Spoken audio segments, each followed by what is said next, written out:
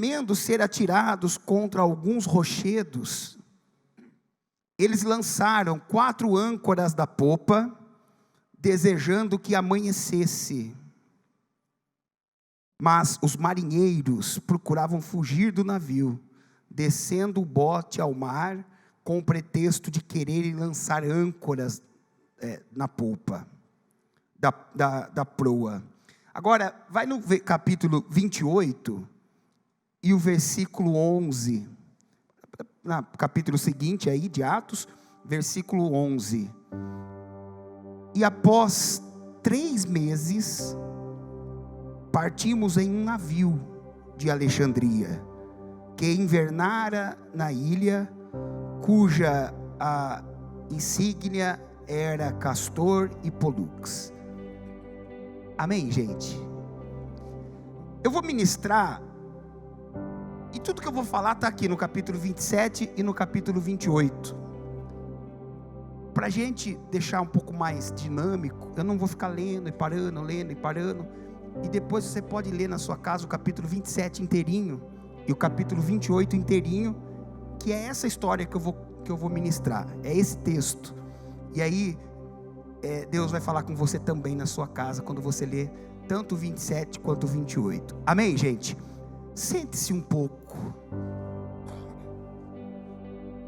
O texto que nós lemos fala do naufrágio do apóstolo Paulo num barco, e do momento final do naufrágio. Mas antes que esse barco saísse do cais em Cesareia Marítima, o apóstolo Paulo já estava preso há 2 anos. O apóstolo Paulo, ele foi preso e condenado à morte por uma falsa acusação do Sinédrio de que ele teria feito bagunça no templo. Naquela época era crime com punição capital, entrar no templo e fazer algazarra, baderna. E acusaram ele disso. Só que era mentira. Ele estava pregando a palavra. Isso incomodava o diabo. Então levantou acusadores contra o apóstolo Paulo, falsas testemunhas, e começou um inquérito na época, e escrevia, e ouvia, tinha lá as audições, tudo como funciona nos dias de hoje. Teve um inquérito. Só que Paulo era inocente. As acusações eram falsas. Mas tem mentiras, irmãos, que são tão bem contadas, que parece o quê? Verdade. Paulo foi condenado à morte. Ele apela, do Sinédrio ele apela para o Herodes. Herodes também sanciona a condenação. Ele está condenado à morte. Quando vem a notícia de que ele vai ser executado, Paulo tira uma última cartada. Ele diz assim: peraí, antes que eu seja executado, eu quero apelar para César, o imperador de Roma. Aí ele solta: porque eu também tenho cidadania romana. Aí perguntaram assim para ele: mas você tem cidadania romana? Ele disse: eu tenho dupla cidadania. Eu tenho a cidadania de hebreu e tenho a cidadania romana. Naqueles dias se conquistava a cidadania romana de 3 formas: nascimento, direito. Se comprava a cidadania romana, se podia comprar, e também dependendo da formação acadêmica, dependendo da condição intelectual da pessoa, ele recebia uma cidadania. Por exemplo, Flávio Josefo é hebreu, o historiador Flávio Josefo, ele é hebreu com cidadania romana. Então, se conquistava com formação acadêmica, se comprava ou se nascia romano, então por isso era cidadão romano. Quem tinha a cidadania romana tinha alguns privilégios, entre eles, numa condenação, principalmente como essa, a condenação de morte, ele poderia apelar para ser ouvido e julgado pelo próprio imperador. O próprio imperador ouve o condenado e dá o seu julgamento. Então ele dá a última cartada, ele fala assim: estou 2 anos preso aqui em Cesareia, eu quero ser ouvido por César. Só que veja, Paulo, irmãos, na verdade ele não está com medo de morrer, ele não está preocupado se ele morre ou não. Ele tem dentro dele um sonho, ele tem um chamado, ele quer anunciar o evangelho, ele quer pregar a palavra, ele quer ganhar alma. E ele fala: eu não posso morrer agora, eu tenho que pregar, eu quero fazer a obra. E ele coloca: eu quero chegar em Roma. Roma na época era a capital do mundo, a capital do império. Eu quero chegar lá e eu quero pregar, eu quero ganhar alma. Esse era o sonho do apóstolo Paulo. Deixa eu dizer aqui para você: quando você coloca Deus no seu sonho, o seu sonho acontece. O problema é que muitas pessoas sonham sem Deus. Muitos querem uma casa apenas porque querem.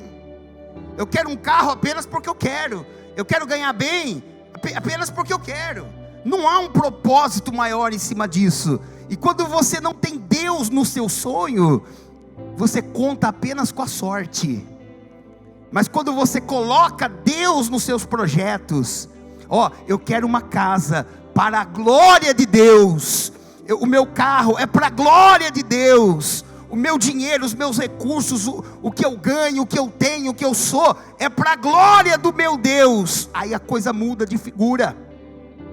Quando você coloca Deus em primeiro lugar, quando Deus é prioridade na sua vida, Ele está à frente dos seus sonhos, todos os seus sonhos começam a virar realidade. Por isso, escuta o que eu vou dizer: não brinque com Deus, não brinque com Deus, não brinque com a fé. Não dá para andar com Deus meio barro, meio tijolo, meio água e açúcar. Tem que andar com Deus com fé, com verdade. Aqui o apóstolo Paulo, ele não tem um sonho porque ele quer viajar, quer conhecer o mundo. Ele queria isso tudo, mas o propósito da vida dele era anunciar o evangelho, cumprir o seu chamado.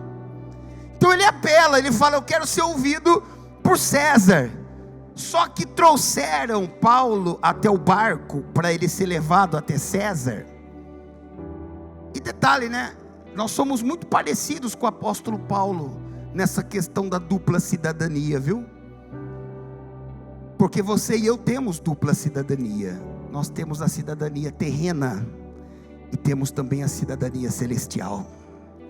Quando você perde aqui na terra, você apela lá para o céu, e o céu te ouve, meu irmão. Pastor, as coisas estão acontecendo aqui, estão dando errado, estou perdendo isso, está acontecendo aquilo. Perdeu aqui embaixo, apela lá para cima, porque você tem a cidadania celestial. Trouxeram acusação mentirosa contra Paulo, trouxeram caixas e mais caixas com pergaminhos, segundo o historiador, 83 pergaminhos, todos dentro de caixas, e entregam para o comandante Júlio, e fala: essa é a acusação que pesa, que recai sobre o Paulo. Ia chegar na mão do imperador. Você acha que o imperador vai ler 83 pergaminhos de mais de 1 metro de largura? É claro que não. O imperador vai olhar para aquele monte de pergaminho e vai falar assim: olha quanto crime que esse cara cometeu, está condenado. Coloca toda aquela acusação, toda aquela mentira dentro do barco, coloca Paulo, os presos e todo mundo, e ele segue viagem. Alguns dias já navegando, o apóstolo Paulo se aproxima de Júlio, o centurião, prega para ele, fala de Deus para ele. Não se converteu ainda. Fizeram uma pausa, fizeram uma parada, e quando eles estão para sair de novo, o apóstolo Paulo fala isso: Deus me visitou essa madrugada e disse que o barco vai afundar. Seria melhor que nós ficássemos aqui. Logo pensaram: ele está querendo fugir da condenação, ele está querendo fugir do destino dele. E falou assim: Paulo, você me desculpa, me simpatizo. Está escrito isso. Ele disse: eu gosto de você, Paulo, Aí o capitão Júlio, comandante Júlio diz assim: mas eu confio mais nos meus marinheiros, eu confio mais no meu capitão, e nós vamos navegar. Você e eu precisamos aprender a confiar nas pessoas certas. Eles saíram para navegar, saíram, só que depois que saíram, e Paulo está falando, ó, o barco vai afundar, gente, começa a se preparar. Imagina você dentro de um barco, o barco vai afundar, se prepara, mas ninguém vai morrer, o barco vai afundar, mas todo mundo vai sobreviver. Parecia para eles ali no navio uma conversa de maluco, uma história de doido. E eles estão ouvindo Paulo falar aquilo e não estão dando nem ouvido. Não tão... Esse cara é louco. Esse barco aqui, ele atravessa, ele faz essa rota mensalmente. E nunca aconteceu nada, é um barco forte. Esse cara é louco. Só que veio uma tempestade tão grande, ouça isso, tão grande. Aí veio o texto que você leu comigo, versículo 27. No encontro das águas entre o Mediterrâneo e o Mar Adriático, o choque térmico das águas, a tempestade que vinha, virou um furacão aquilo ali, e eles não estavam suportando mais. O barco começa a ser jogado para lá e para cá, eles começam a ficar com medo, e alguns que ouviram falar que o barco ia afundar, começam a falar: será que esse cara aí não estava com a razão, não?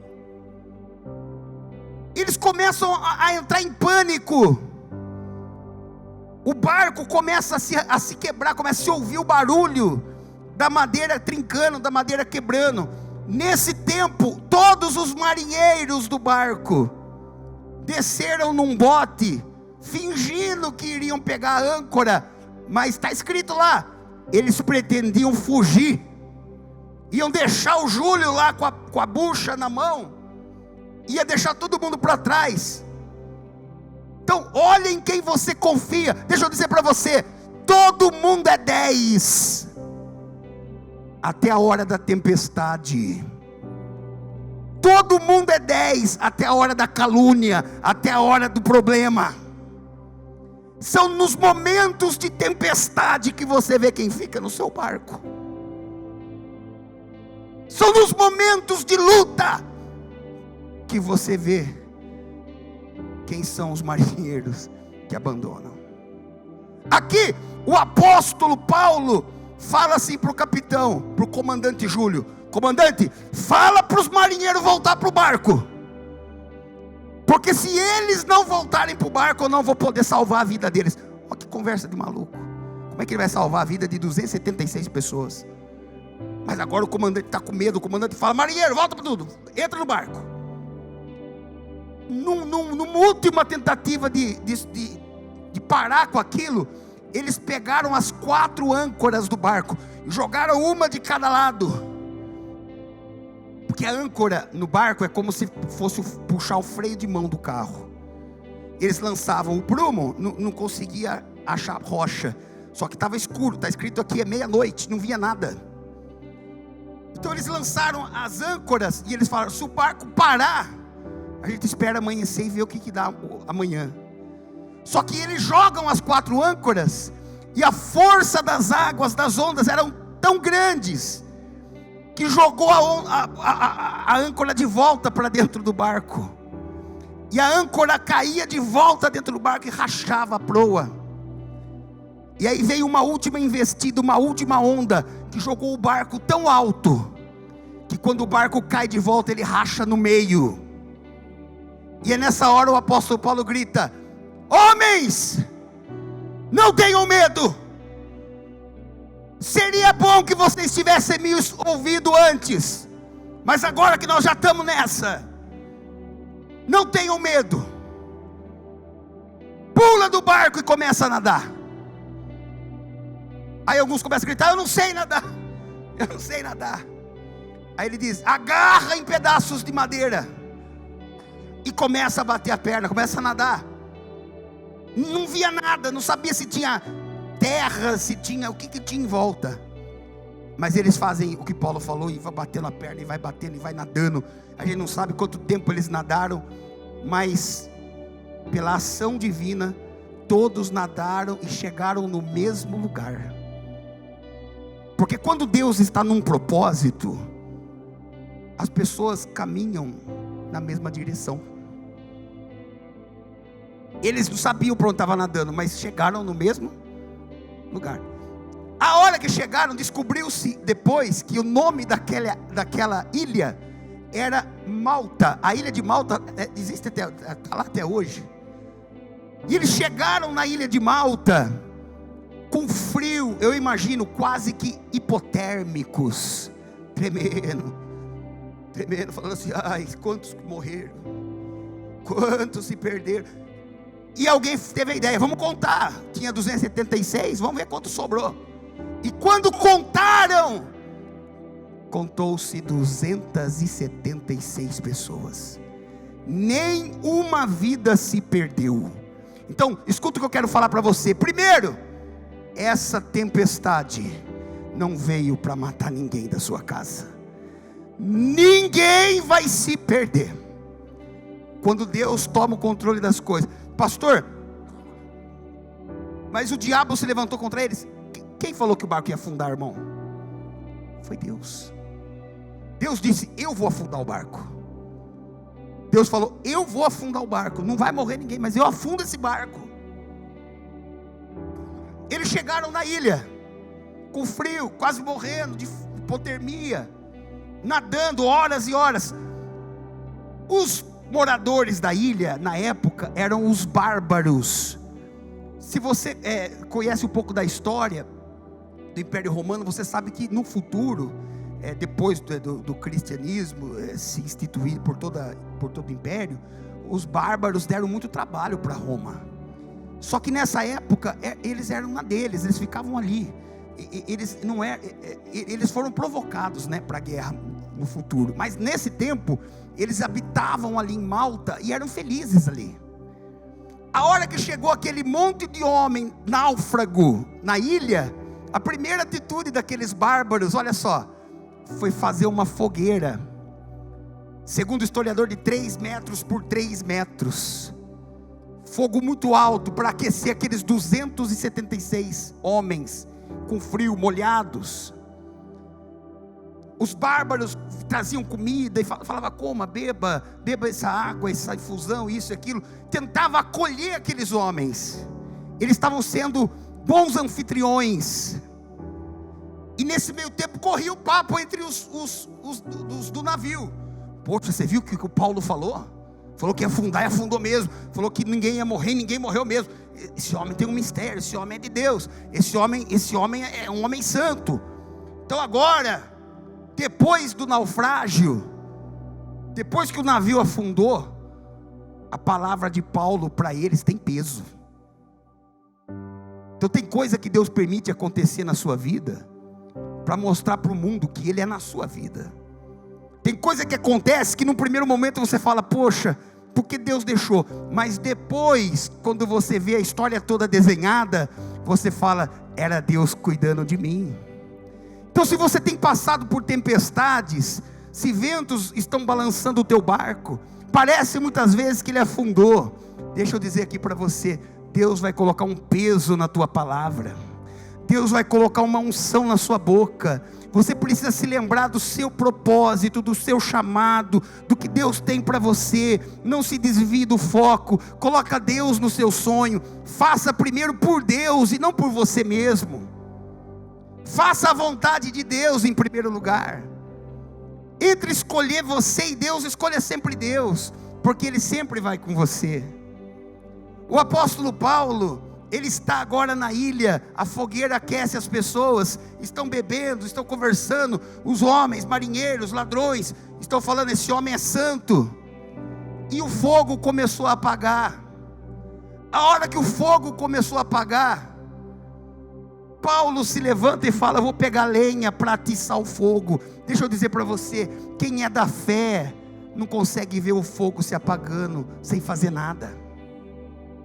Quem é da fé não consegue ver o fogo apagando. e fica inerte. Paulo falou: eu tenho que fazer alguma coisa, eu vou pegar lenha. E ele foi pegar lenha para atiçar o fogo. A hora que ele pega a lenha para atiçar o fogo, está escrito aqui: uma serpente saiu do meio da lenha e grudou na mão do apóstolo Paulo e mordeu a mão dele e despejou nele todo o seu veneno. Quando os moradores da ilha viram isso, eles falaram: de homens, é a mamba negra, conta até 10, ele vai cair morto. Está escrito assim: e todos os moradores da ilha esperavam que Paulo caísse morto. Já os homens do barco já ficaram ali: esse homem é santo, eu acho que eu estou mais para ele do que para a serpente. E os bárbaros falavam: eu vou na serpente. Então ficou ali dois grupos: os torcedores de Paulo e os torcedores serpentinos. Quem vai ganhar? E Paulo com aquela serpente. E detalhe, né? Quem já tomou ou já viu, a serpente ela pica e vai embora, ela não fica ali. Essa grudou na mão de Paulo. Paulo levanta a mão e ela está grudada, não sai. E todo mundo vai morrer. Não tem época na vida aqui que é mais ou menos isso? Tem gente olhando e falando: vai cair, vai morrer. Tem gente olhando e falando assim: vai dar errado. Ah lá, foi mexer com o que estava quieto. Só que você tem que entender: quando você vai atiçar o fogo da fé, a serpente sempre se manifesta. Sempre que você vai atiçar a chama, o diabo se manifesta. Se tem serpente se manifestando, é porque você está acendendo a sua fé. E ela não vai te matar, não. Há uma palavra liberada para nós: se pisar de serpentes e escorpiões, mal nenhum sofrerá. Nenhum dano. Isso vale para o mundo espiritual e para nós. A serpente morde a mão do apóstolo Paulo. Paulo faz assim, ó. Ele pega pela cabeça da serpente, segura ela, vai até a fogueira e joga ela na fogueira. E ali subiu a fumaça da serpente queimada. O final, o destino da serpente sempre é o fogo, meu irmão. Quem tem fogo mata a serpente. Quem tem fogo destrói as obras do diabo. Quem tem fogo acaba com o império das trevas. O apóstolo Paulo foi para acender o fogo. A serpente se manifestou, mas se manifestou para cair. O diabo se levanta para cair. A hora que o Paulo joga a serpente, subiu a fumaça da serpente queimada, os bárbaros começaram a falar assim: esse homem é santo. Então agora Paulo, ele tem a admiração dos homens do barco, e tem também o respeito e a admiração dos bárbaros. Olha a obra que Deus está fazendo. O naufrágio daquele barco está ganhando agora todos aqueles bárbaros para Deus. O propósito de Paulo está se cumprindo. O sonho de Paulo está acontecendo, ele está ganhando alma. Os bárbaros ficaram tão admirados que eles falaram: Paulo, nós vamos levar você até o nosso chefe. Ninguém nunca tinha sido levado até o chefe dos bárbaros. O nome dele, Públio. Levaram Paulo até o Públio, o chefão dos bárbaros.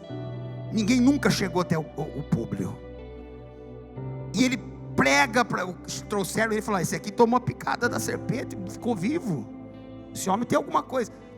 E Paulo prega para Públio, e o bárbaro Públio se converteu a Jesus. E quando ele se converteu a Jesus, ele chamou todos os moradores da ilha e falou assim: agora eu sou de Cristo, e quem não serviu meu Deus vai morrer agora. E todo mundo: eu quero. E todo mundo virou crente. O Públio falou: você tem que conhecer meu pai. Ninguém nunca tinha visto o bárbaro, o velhão bárbaro, o pai de Públio. E Paulo é levado para conhecer o patriarca, e prega para o velhão bárbaro, e que se converteu também. 3 meses se passaram, e Paulo agora está mandando na ilha. Ele é pastor do Públio, ele é pastor do velhão bárbaro, ele é o pastor do Júlio centurião, ele é o pastor dos bandidos que estavam no barco, tudo virou ali uma comunidade só. Então, Paulo está passando, ô pastor Paulo, por favor. Não tem por... Humanamente falando, talvez para ele ficar ali o resto da vida era o melhor dos mundos. 3 meses depois, atraca na ilha um navio que vinha de Alexandria, capital do Egito na época. Ele estava indo para Roma. E agora ele vê aquele navio, ele vê como uma oportunidade. Porque ele fala, agora eu posso ir para Roma. Posso cumprir o meu propósito, o meu chamado. Posso pregar na praça de Roma, como é o meu sonho. Posso pregar a palavra na capital do império. O mundo ocidental deve muito ao apóstolo Paulo. O que nós temos hoje, o que nós conhecemos hoje como missões, evangelismo, são doutrinas do apóstolo Paulo ensinadas em Roma.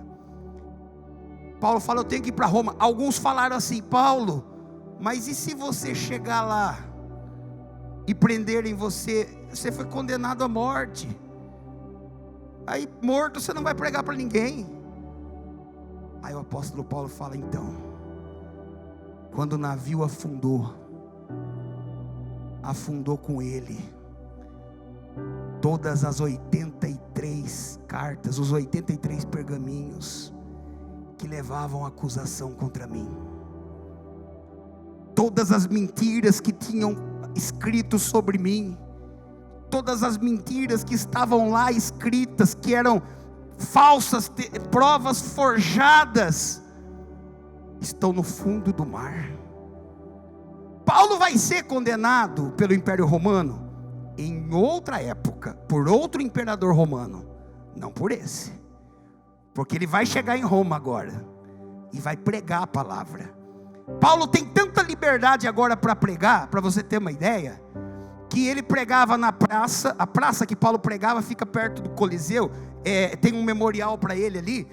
Ele pregava ali na praça, inclusive naquele lugar. Onésimo, escravo fugido de Filemão, chega em Roma, escuta ele pregando, se converte, e ele envia Onésimo de volta para Filemão, pedindo para Filemão perdoar Onésimo. Paulo tinha a chave da cela. Paulo, ele não era um prisioneiro comum. Ele estava ali esperando, havia uma acusação, mas não havia mais provas, e sem prova não há condenação. Paulo ficou anos em Roma, pregando, ensinando, ia de casa em casa. Timóteo foi discípulo de Paulo em Roma, a obra se expandiu. Agora, escuta, o que eu quero deixar para você hoje, o navio da mentira, o navio da calúnia, o navio da inveja, o navio que leva as acusações contra você e sua casa, ele vai afundar, meu irmão. Muitas vezes a gente parece que está afundando junto, mas Deus tem estratégia. O naufrágio do navio era Deus falando, a mentira vai afundar, e o que vai prevalecer é a verdade. E para quem saiu de barquinho, de prisioneiro de Cesareia, para ir para o Egito como um condenado, agora ele vai chegar em Roma no navio de Alexandria. Deixa eu dizer para você, muitos esperavam a sua derrota, muitos esperavam ver você por baixo. Algumas pessoas aqui já foram caluniadas, perseguidas, humilhadas, mas Deus está dizendo, deixe estar, fique em paz, eu estou no controle de tudo. Deus está afundando o barco da mentira. A serpente que se manifestou vai morrer queimada, e você sabe disso, e vai ser tudo para a glória de Deus. Mas olha, não brinca com Deus não. Você tem um chamado, você tem um propósito aqui na terra. Nós não estamos aqui na terra passeando. Se você não colocar Deus no seu sonho, você vai contar com a sorte. Mas se você colocar Deus nos seus sonhos e os seus sonhos em Deus, vai dar tudo certo. Amém, gente? Fiquem todos em pé, por favor. Fiquem todos em pé, por favor. 3 meses ficou na ilha. Chegou como um condenado, saiu como profeta. Nós temos 3 meses para o ano acabar. Outubro, novembro e dezembro. E tinha muita gente falando, ou pensando, nós vamos terminar 2020. Alguns pensando, só Deus sabe como, né? Deixa eu dizer para você, nos 3 meses que Paulo ficou na ilha, tudo mudou. Tudo mudou. O barco afundou, chegou na ilha, ganhou o povo do barco, ganhou o povo da ilha, virou profeta, chegou por baixo, saiu por cima. O que tinha de condenação contra ele não tinha mais, as mentiras foi tudo para o fundo do mar. Ele vai de cabeça erguida para Roma. Deixa eu dizer para você, você vai entrar 2021 de cabeça erguida. Esses últimos 3 meses do ano, escuta isso, ouça a palavra de um profeta. Eu estou falando a verdade. Alguém diz não fale, esse é o problema, ninguém quer falar. Nesses últimos 3 meses do ano, Deus vai fazer tudo mudar. Você que chegou por baixo, vai sair por cima. Você que estava ali derrotado, muitas vezes se sentindo meio que abatido da condenação, Deus está dizendo assim: me coloca nos teus planos e não desista do seu futuro. Não desista do que Deus preparou para você. O que Deus tem preparado para os que o buscam é muito grande. 3 meses na ilha e ele vai para Roma. Ele é ouvido por César. Ele aconselha César. Ele manda cartas para Gálatas, para Coríntios, para Éfeso, que hoje está lá na Turquia, né? Ele manda essas cartas para as igrejas da Ásia. Quando a carta chega para alguns, eles assustam, porque pensavam que Paulo tinha morrido, e Paulo está mais vivo do que nunca. E olha que ele escreve numa das cartas: os santos da casa de César vos saúdam. Ele estava falando, tem santo na casa de César, tem gente que se converteu na casa de César. Quem saiu condenado, agora prega na casa de César. Ah, meu irmão, 3 meses, tudo vai mudar na sua vida.